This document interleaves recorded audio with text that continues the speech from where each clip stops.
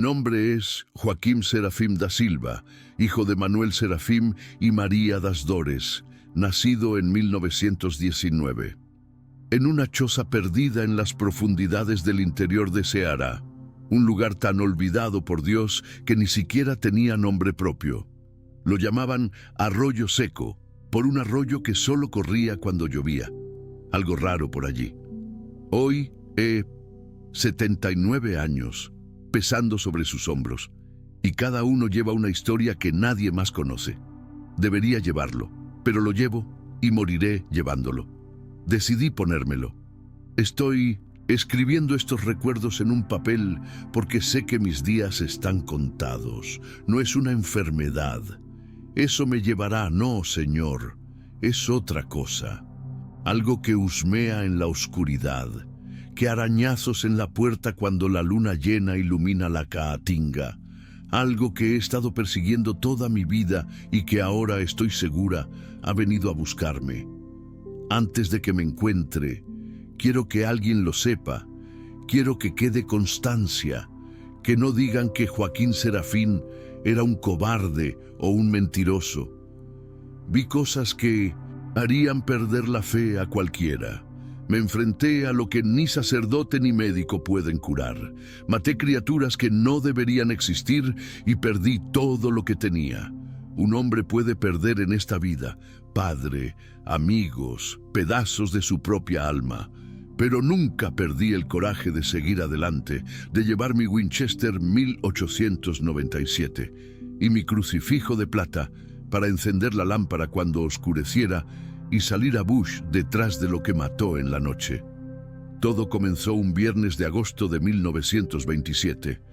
Tenía 8 años y todavía jugaba al bodoc en el patio. Mi padre se había ido. Fuimos a los campos antes del amanecer, como hacíamos todos los días. Sembramos yuca, frijoles, maíz y criamos algunos animales, cabras y gallinas. Una vida dura pero honesta. Mi madre estaba en la cocina preparando pastel de chicle cuando oímos. Los perros ladraban de forma diferente. No era un ladrido de advertencia, era un ladrido de terror, puro. Mi padre regresó corriendo por el sendero, azada en mano y con los ojos muy abiertos. Nos gritó que entráramos en la casa y cerráramos todo con llave, pero no había tiempo. La cosa vino tras él, saliendo del matorral cerrado, corriendo a 4 patas, pero del tamaño de un buey. Los perros salieron corriendo aullando. Lo oí con mis propios ojos. Esa criatura imposible era un niño, un cuerpo de hombre, pero cubierto de pelo. Cabello espeso y negro, cabezas alargadas como las de un animal, ojos que brillaban amarillos. Contra las sombras de la mañana, una boca llena de dientes que ningún hombre debería tener. El padre se giró para enfrentarlo, levantó la azada, pero la criatura era más rápida. Saltó sobre él y hundió sus garras en su pecho, desgarrando su camisa y su carne como si fueran trapos viejos. Su grito aún resuena en mis oídos, más de 70 años. Entonces mi madre sacó la vieja escopeta que estaba detrás de la puerta, pero cuando disparó, la cosa ya había desaparecido. En la caatinga, arrastrando a mi padre aún con vida, dejando un rastro de sangre roja oscura en el polvo blanco en el suelo, encontramos su cuerpo 3 días después, o lo que quedaba de él. Estaba en un barranco lleno de moscas con marcas de picaduras por todas partes. El delegado de ciudad, cuando vino a ver, dijo que había sido un jaguar, pero yo sabía que no lo era. Mi madre lo sabía, todo el pueblo lo sabía, pero nadie se atrevía a pronunciar el nombre. Hombre lobo. Mi madre, nunca más. Fue lo mismo. Pasó todo el día rezando, encendiendo velas y haciendo promesas. Murió 2 años después. Dijeron que les daba asco. Me crió mi abuelo paterno, Sebastián Serafim, un anciano, un viejo gruñón que había luchado en la guerra del Contestado y contaba historias que parecían inventadas, pero no lo eran. Él fue quien Dijo la verdad sobre los hombres lobo, dijo que eran hombres malditos. Por lo general, el séptimo hijo, un hombre más en la familia o alguien que había hecho un pacto con el diablo, todos los viernes o la noche de Navidad. En luna llena se transformaban en bestias y salían de caza. No tenían control sobre ellas. Mataban a todo lo que se movía y solo podían ser asesinados con benditas balas de plata o fuego. Machete, escopeta normal. Nada de eso solucionaría nada. Podría dar, incluso podría doler, pero no matar. Mi abuelo guardaba algunas armas de aquella época. Soldado, un Winchester 1897, un Catch 1911 y una escopeta de 2 cañones calibre 12, toda vieja, toda oxidada, pero trabajando. Empezó a enseñarme a disparar cuando cumplí 10 años. Dijo que vengó la sangre de su padre, y si no lo hacía, moriría con el alma atormentada. También me llevó a conocerlo. Doña Crispina, una famosa curandera que vivió en Quixadá. Ella me enseñó bendiciones contra el mal de ojo, el hombre lobo y la brujería. Me dio un crucifijo de plata que había pertenecido al sacerdote que fundó la capilla del pueblo y me enseñó a hacer dulces benditos. Pasé toda mi adolescencia preparándome. Practiqué tiro en el patio trasero, cacé presas y armadillos para aprender a rastrear. Estudié. Durante las fases de la luna, escuché las historias de los ancianos sobre apariciones y ataques. Aprendí que los hombres lobo dejan un tipo de rastro diferente, con huellas más grandes que las de un perro, con largas marcas de uñas, y siempre hay un olor podrido en el aire, olor a azufre mezclado con carroña. Aprendí que evitan el agua corriente y que el crucifijo los deja confundidos, sin rumbo. Aprendí que la única manera de estar seguro que estaba muerto significaba quemar el cuerpo hasta convertirlo en cenizas. Hice mi primera, una cacería a los 18 años en 1937. Fue en Canindé, una ciudad vecina. Un vaquero llamado C. Clementino había desaparecido un viernes y reaparecido en sábado por la mañana, desnudo y cubierto de sangre, sin recordar nada. Esto ocurrió 3 veces. La tercera vez, encontraron los restos de un niño en el bosque, cerca de donde él lo habían visto. El padre del niño, un hombre adinerado, me mandó llamar. Él había oído hablar de mí, el nieto de Sebastião Serafim, que se preparaba para cazar hombres lobo. Llegué a Canindé un jueves. Hablé con el padre del niño, un coronel llamado Antonio Becerra.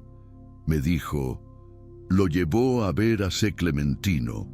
El vaquero estaba encerrado en una trastienda de la finca, encadenado.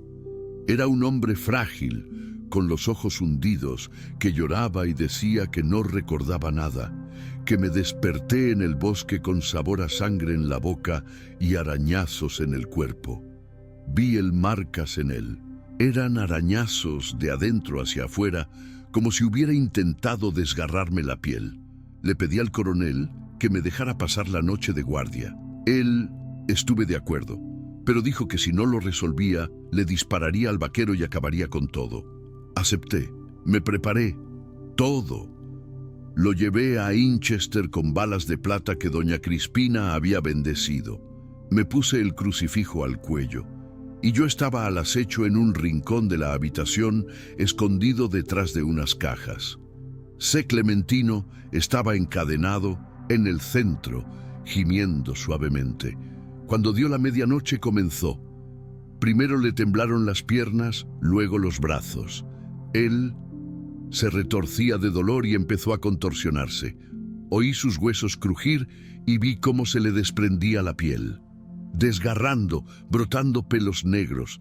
La cadena que lo sujetaba al suelo empezó a agrietarse. Recité en silencio la oración que me enseñó doña Crispina. Presioné el crucifijo y apunté. La transformación duró unos 3 minutos, lo que me pareció 3 horas.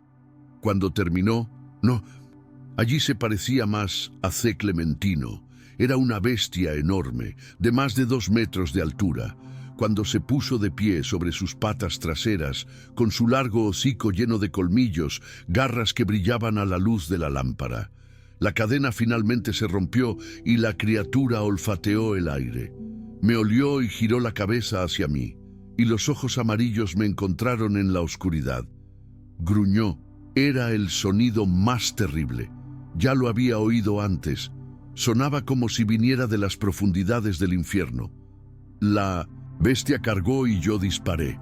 La primera bala le dio en el hombro. Gritó, pero no paró. Siguió disparando. Disparé de nuevo. Le di en el pecho. Se tambaleó, pero siguió adelante. Tercero, le disparé. Le di entre los ojos. La criatura cayó a medio metro de mí. Su sangre era negro y humeante sobre el suelo de tierra compactada. Me quedé allí temblando de miedo.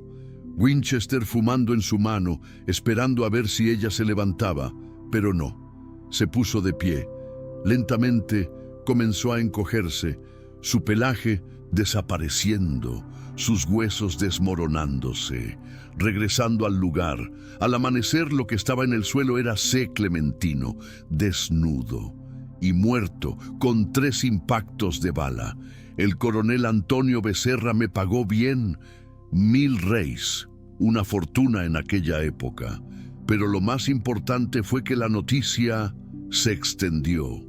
Joaquim Serafín había matado a un hombre lobo de verdad. A partir de ahí no me faltó trabajo.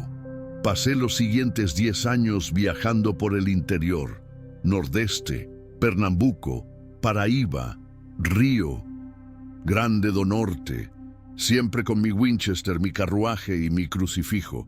Maté hombres lobo en Petrolina, en Mossoró, en Campina Grande, en Caruaru. Cada caso era diferente, pero el miedo era siempre lo mismo. El olor a azufre, los aullidos al amanecer, el rastro de sangre. Las víctimas fueron descuartizadas. En 1939 se desató una persecución en Juazeiro do Norte que casi me lleva de vuelta. Un hombre lobo aterrorizaba a un pueblo de agricultores. Mataba a una persona por semana, siempre en viernes. ¿Qué hizo que esto? Un caso diferente fue que la criatura imitaba voces, imitaba el llanto de un niño, el llamado de una mujer, el gemido de un anciano. La gente lo oyó. Salieron de sus casas intentaron ayudar y no volvieron. Llegué al pueblo un miércoles. Hablé con los residentes, aterrorizados. Se encerraron en sus casas al anochecer. Me lo contaron, que el hombre lobo había comenzado sus ataques después de que un vagabundo pasara por allí, pidiera refugio y lo ahuyentaron.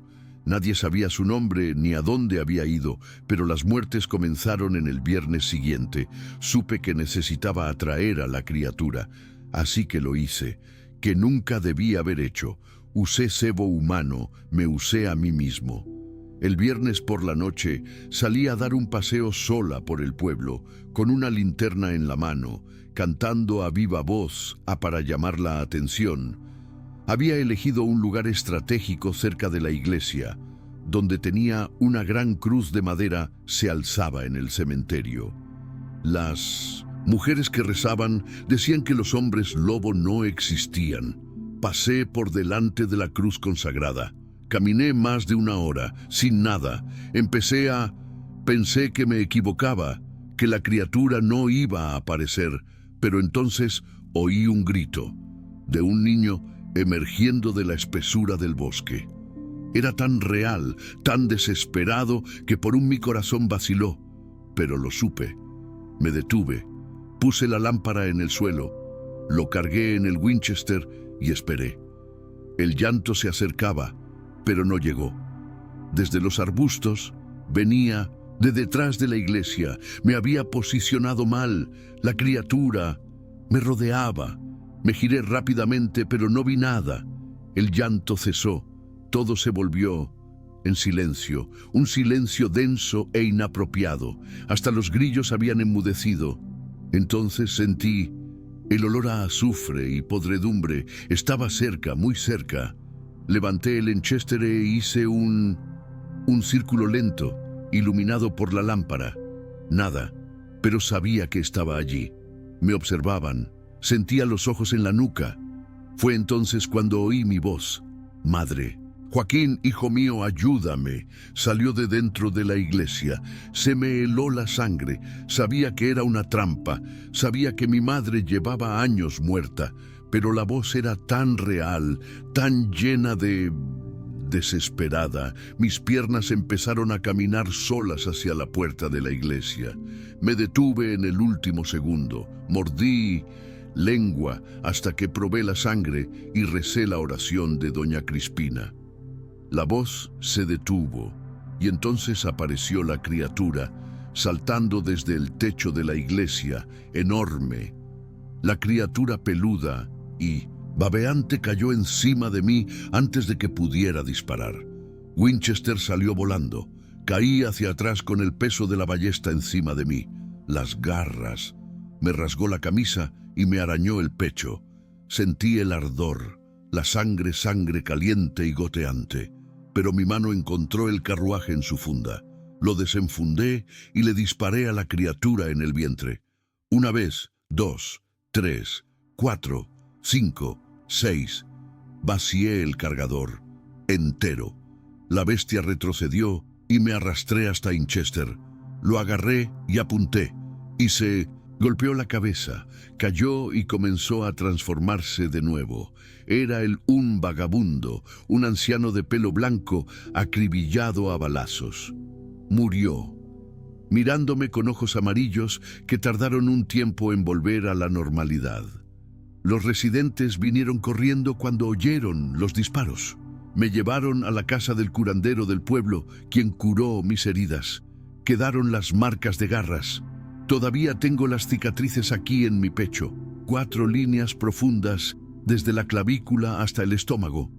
Esa fue la primera vez casi muero, pero no fue la última. En 1942 me llamaron a una granja en Sobral. El caso fue extraño.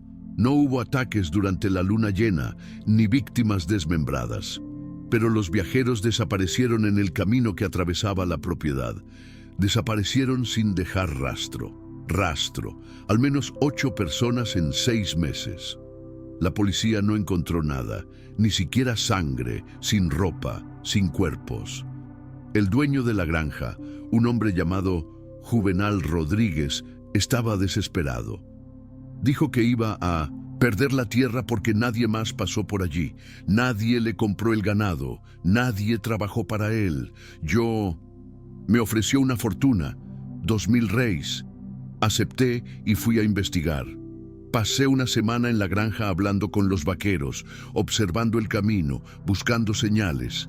Nada, hasta que un viejo vaquero, un tal Firmino, me apartó y me contó una historia.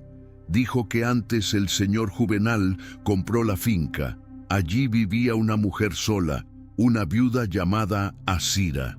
Había perdido a su marido violentamente, destrozada por una bestia, y juró vengarse de todos los hombres. Un día desapareció. Su Juvenal compró el terreno, demolió su antigua casa y construyó la nueva sede. Pero dijeron que Asira todavía estaba por allí. Pregunté dónde estaba la vieja casa. Firmino me llevó. Estaba a unos 3 kilómetros dentro del bosque, lejos de la carretera. Solo había los muros de barro medio derruidos y una plataforma giratoria de madera podrida. Pero había algo. Había un olor fuerte a azufre y había huesos en el suelo. Huesos humanos mezclados con huesos de animales. Volví a la granja y le dije a tu Juvenal, iba a preparar una emboscada. Le pedí que encontrara a alguien que sirviera de cebo, alguien dispuesto a caminar por ese camino. Por la noche se ofreció voluntario. Era un hombre valiente, viejo y a la vez joven. El viernes. Luego salió a la carretera como si fuera a viajar. Yo estaba escondido entre los arbustos a unos 50 metros de distancia con el Winchester listo. La noche estaba despejada, la luna casi llena. Podía ver con claridad. Juvenal siguió caminando y caminando. No pasó nada. Llegó al final de la propiedad, dio la vuelta y regresó. Estaba casi llegando a la puerta del cuartel general, cuando surgió de la nada, de en medio del monte, una mujer delgada, cabello largo y despeinado, vestida con harapos. Le hizo señas a Juvenal para que la ayudara. Él la detuvo. Caballo. Ya tenía el dedo en el gatillo. Sabía que no era una mujer normal. Tenía algo, andaba mal con su forma de moverse. Demasiado rápido, descoordinado. Juvenal se bajó del caballo y se acercó. La mujer dijo algo que él no pudo oír. Se acercó y... Entonces ella dio un paso adelante. La transformación fue instantánea. En un abrir y cerrar de ojos, la mujer se convirtió en una bestia, pero no era como los hombres lobo que había matado antes. Era más pequeña, más delgado, más rápido. Tenía pelaje gris con manchas y ojos. Eran verdes, no amarillas. Derribó a Juvenal y fue directo a su garganta. Disparé. Le di en la espalda.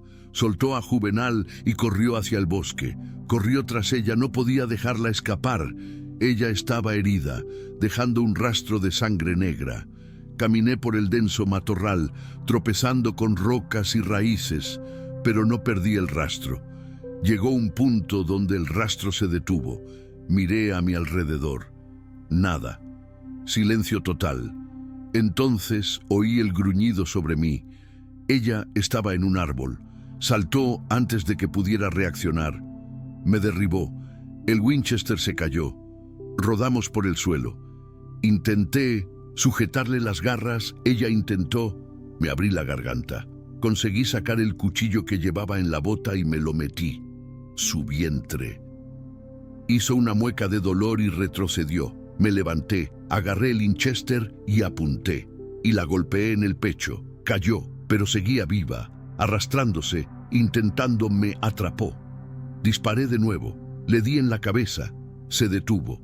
Cuando la transformación se revirtió. En efecto, era una anciana delgada con cabello, gris. Tenía una cicatriz enorme en la cara, desde un ojo hasta la barbilla. Era Asira o algo así. Quedó de ella.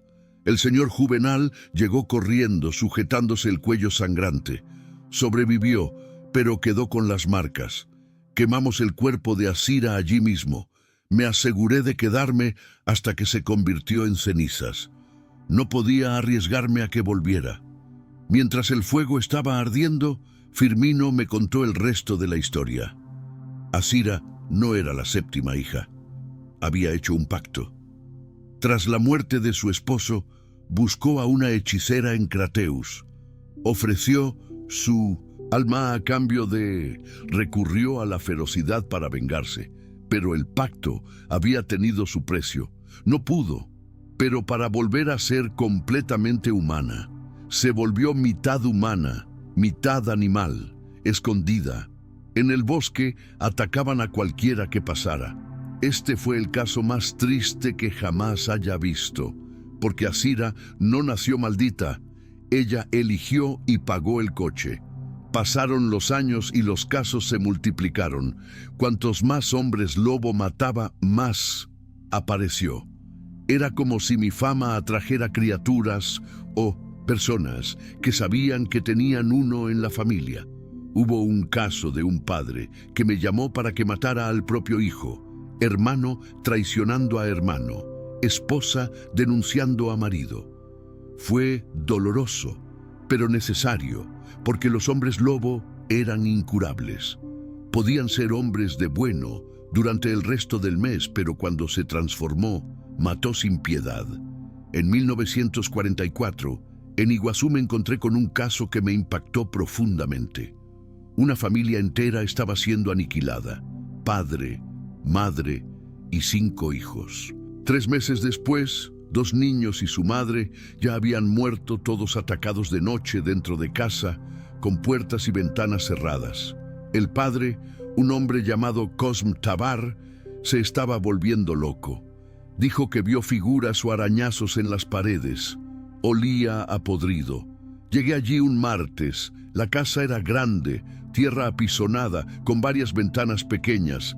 Hablé con Cosm y los 3 niños restantes, 2 niños y una niña, todos aterrorizados, durmiendo juntos en la sala, con lámparas encendidas por la noche en su totalidad.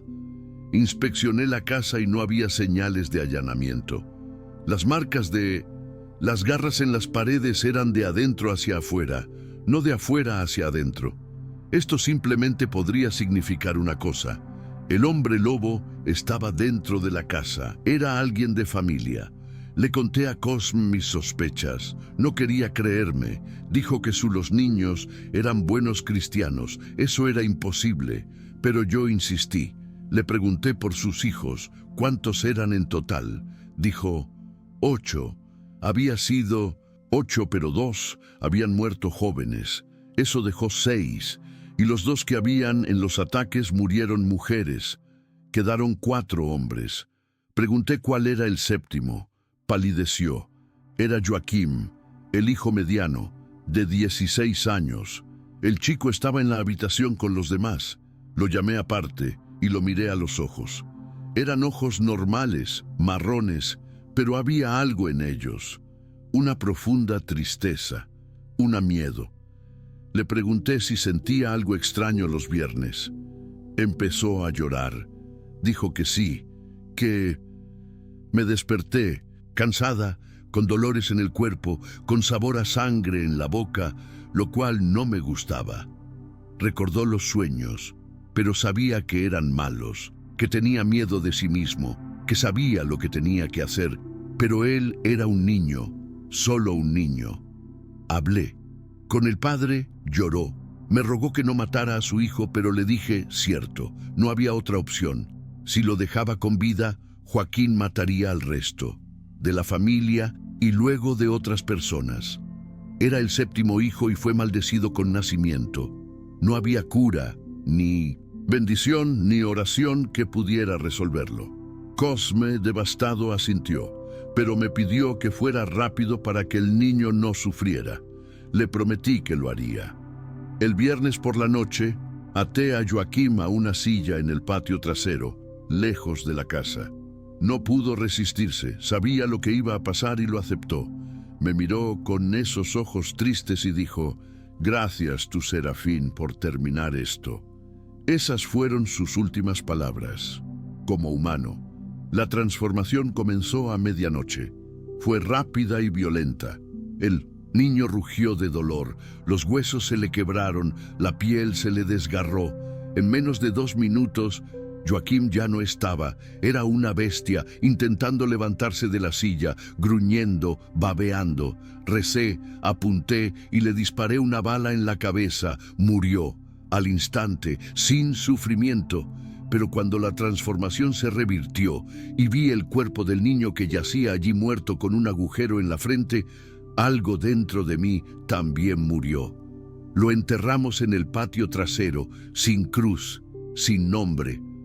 Cosem me pagó y me pidió que fuera. Lejos, nunca volví a Iguatú. Esa noche, por primera vez en años, lloré.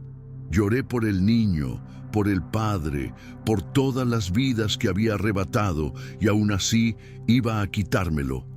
Empecé a preguntarme si estaba haciendo lo correcto, si Dios realmente quería matar a esas criaturas, o al menos ser un asesino impune, pero no había vuelta atrás. Yo era el cazador de hombres lobo. Era lo que sabía hacer, era lo que había jurado. Cuando vi morir a mi padre, en 1947, el año en que estoy narrando más en detalle ahora, tomé el caso que casi me destruyó por completo. Fue en Quicheram Movim, en una enorme finca perteneciente a un coronel llamado Lindolfo Saraiva. Él envió un mensajero para traerme de Canaán, donde yo estaba en ese momento. El mensajero dijo que era urgente que el coronel pagara lo que yo pidiera. Fui. Tardé 3 días de viaje a caballo. Cuando llegué a la finca del coronel Lindolfo, vi la desesperación en sus ojos. Había perdido 20 cabezas de ganado en un mes, 3 vaqueros y su hija menor. La niña, de tan solo 12 años, había sido atacada en camino a la escuela. Encontraron su cuerpo cerca de un estanque derrumbado. El coronel juró venganza. Envió a 10 hombres armados a patrullar la granja, pero nada ayudó. Los ataques continuaron. Sabía que esto no era todo. Un hombre lobo común. Era grande, fuerte e intrépido. Incluso atacaba a la gente. Había un arma cerca. Esto solo podía significar que era viejo, experimentado y que ya no tenía miedo. Estos eran los más peligrosos. Pasé una semana estudiando los ataques, las ubicaciones, las horas, las fases de la luna y descubrió patrón. Los ataques siempre ocurrieron en el mismo cuadrante de la finca, cerca de una cueva profunda donde había un manantial.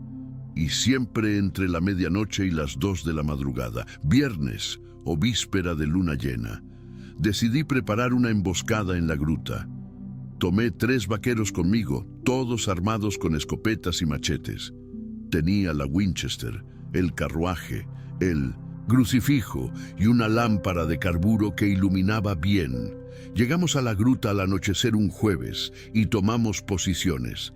2 vaqueros a un lado del camino, uno al otro, y yo en la boca del barranco, escondido tras unas grandes rocas. La noche pasó lentamente. Las 10, las 113 de la noche, nada. Los vaqueros se estaban poniendo impaciente, susurrando suavemente.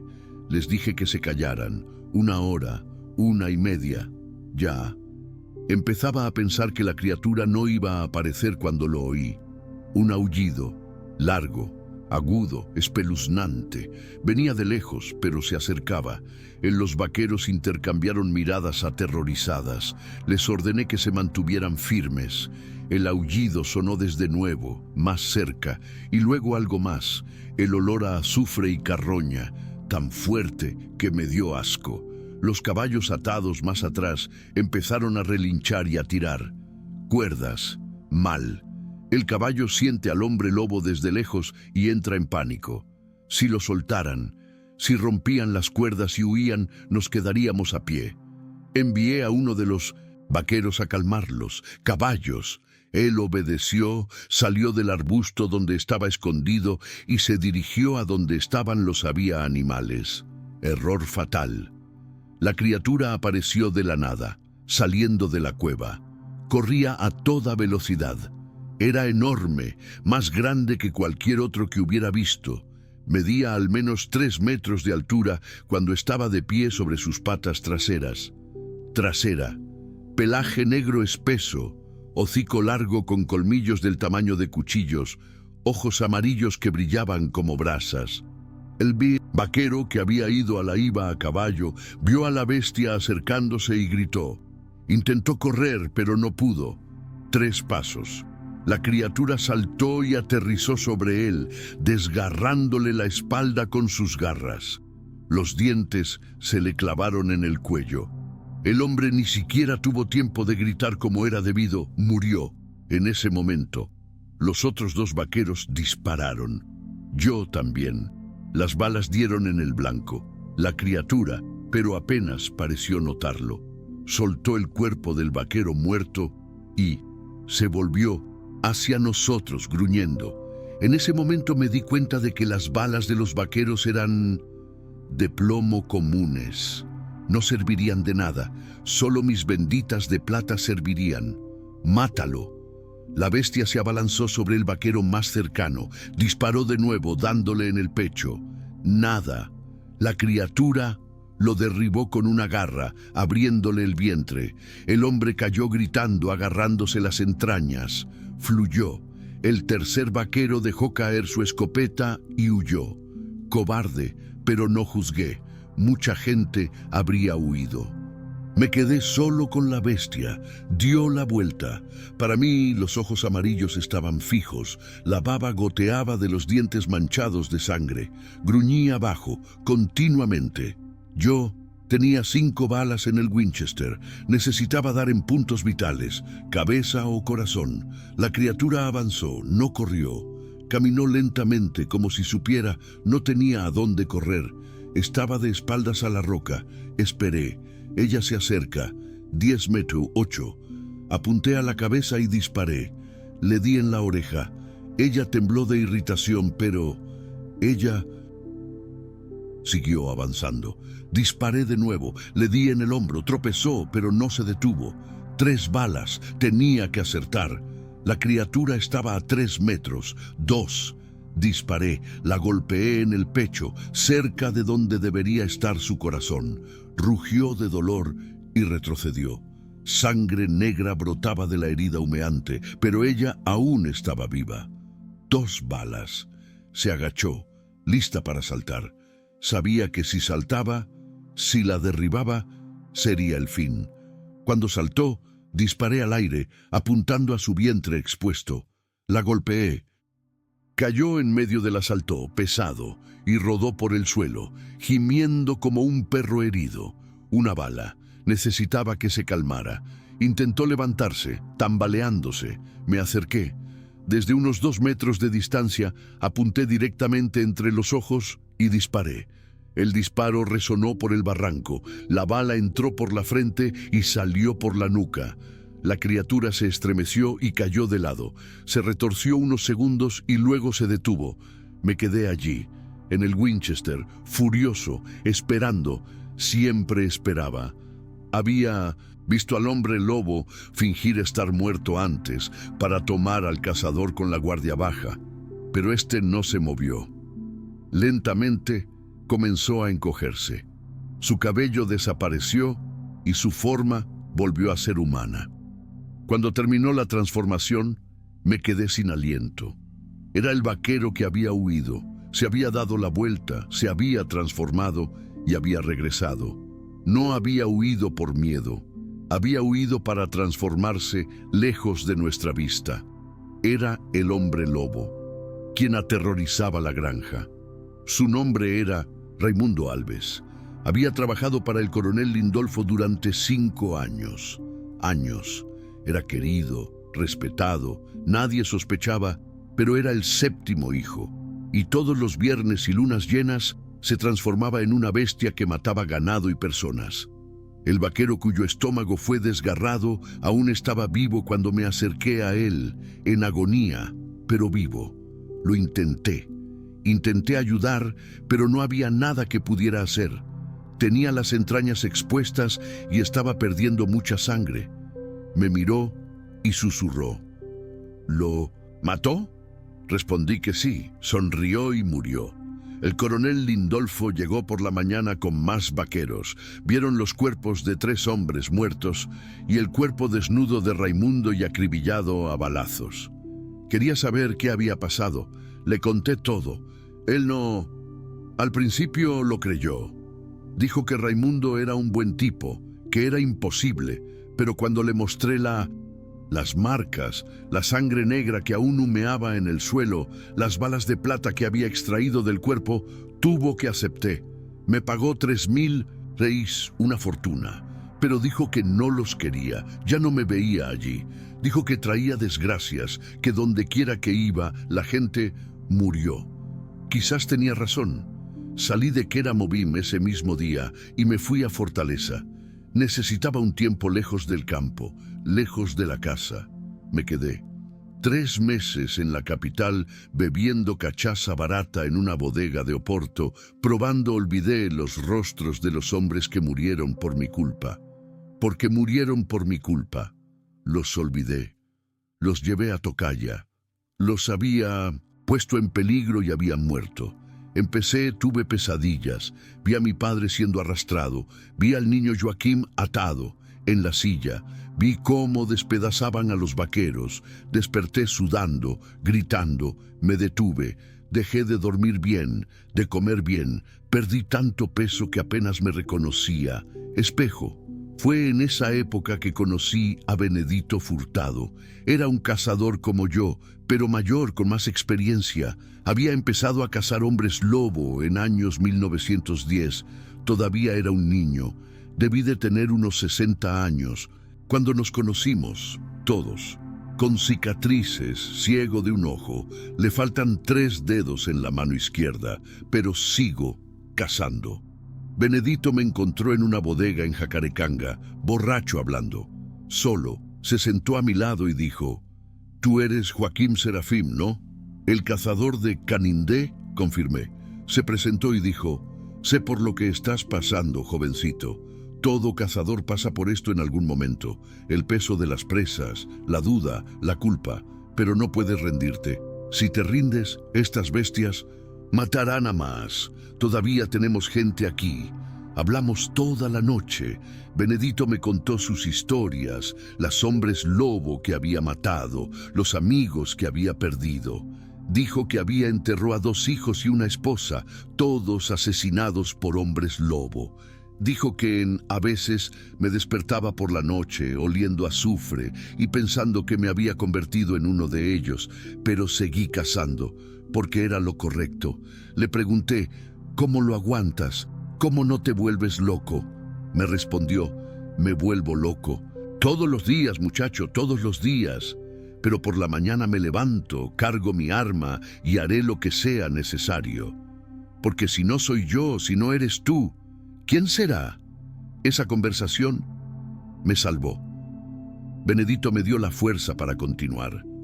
Me hizo entender que no estaba solo, que había otros como nosotros, esparcidos por las tierras del interior, todos llevando la misma carga.